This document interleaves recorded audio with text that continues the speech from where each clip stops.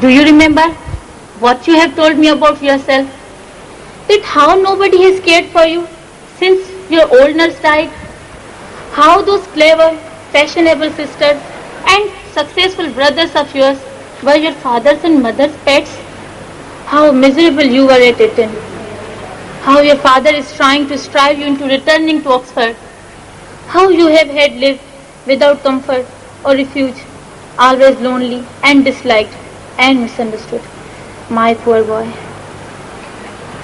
I had my books, I had nature, and at last I met you. But never mind, we're just at present. Now I want you to look at the other boy, spoiled from his cradle. We go once a fortnight to see his parents, and you should come with us, Eugene, and see the picture of the hero, James, as a baby, the most wonderful of all babies. James, holding his first school prize at the ripe age of 8. James, in his first frock coat. James, as a captain in his 11th. James, under all the sorts of glorious circumstances. Do you know how strong he is? I hope he didn't hurt you. How clever he is, how happy. Ask James' mother and his 3 sisters what it costs to save James from trouble of doing anything. But be strong, clever and happy. Ask me what it costs to be James' mother, sisters, his wife, the mother of his children, all in one. Ask Rosie and Maria how troublesome the Evan house when there was no any visitor to help us to slice the onions. Ask the tradesmen who want to worry James to spoil him from his beautiful sermons. Who is that puts them off? When there's no money, he gives it. There's no money to refuse, he refuses it. I built the castle of love, indulgence and comfort for him. It is true, every word. What I am, you made me with the labor of your heart and the love of your heart. You are my mother, my sister, my wife. You are the sum of all loving care to me. Am I your mother or sister to you, Eugene? Ah, never. Out then with me, into night? You are not going like that, Eugene. I know the hour when it strikes. I am impatient to do what must be done. Don't let him do anything rash, Candida. There is no fear. He has learned to live without happiness. I no longer desire happiness. Life is nobler than that, Parson James. I give you my happiness with both hands.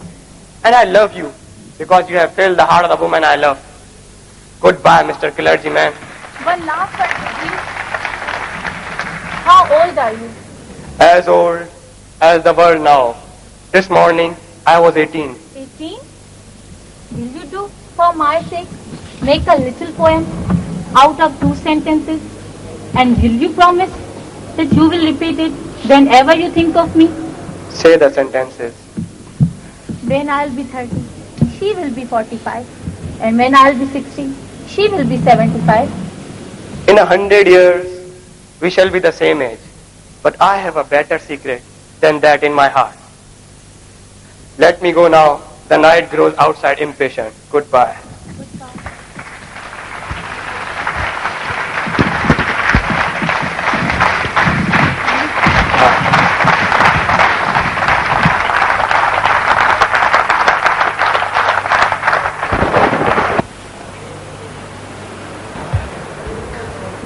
Do you remember what you have told me about yourself? That how nobody has cared for you since your old nurse died? How those clever, fashionable sisters and successful brothers of yours were your father's and mother's pets? How miserable you were at Eton. How your father is trying to strive you into returning to Oxford. How you have had lived without comfort or refuge, always lonely and disliked and misunderstood. My poor boy. I had my books, I had nature, and at last I met you. But never mind, we're just at present. Now I want you to look at the other boy, spoiled from his cradle. We go once a fortnight to see his parents, and you should come with us, Eugene, and see the picture of the hero, James, as a baby, the most wonderful of all babies. James, holding his first school prize at the ripe age of 8. James, in his first frock coat. James, as a captain in his 11. James, under all the sorts of glorious circumstances.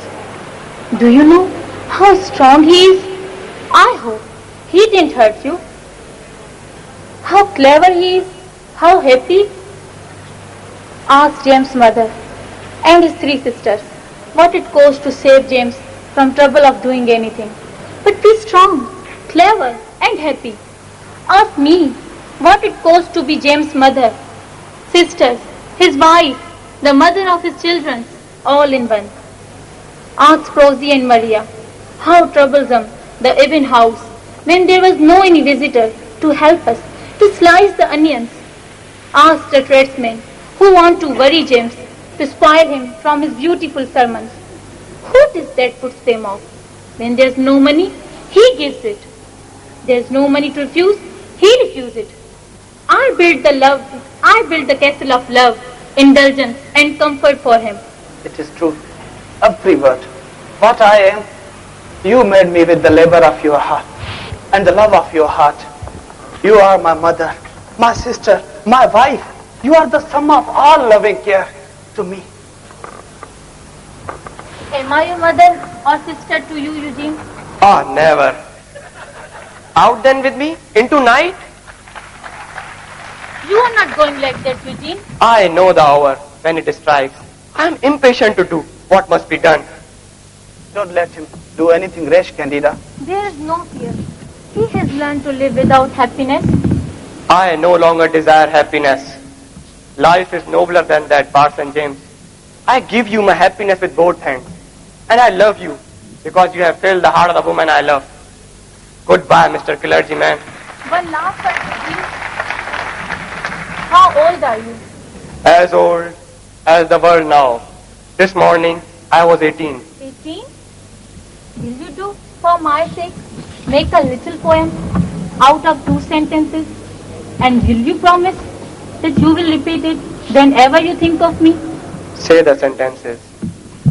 When I'll be 30, she will be 45. And when I'll be 60, she will be 75. In 100 years, we shall be the same age. But I have a better secret than that in my heart. Let me go now. The night grows outside impatient. Goodbye.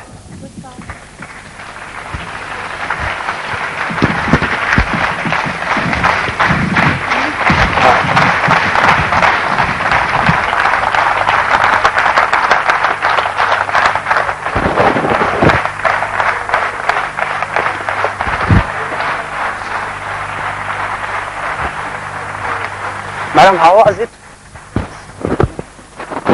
Baton को हिटरी आंखें में तो पड़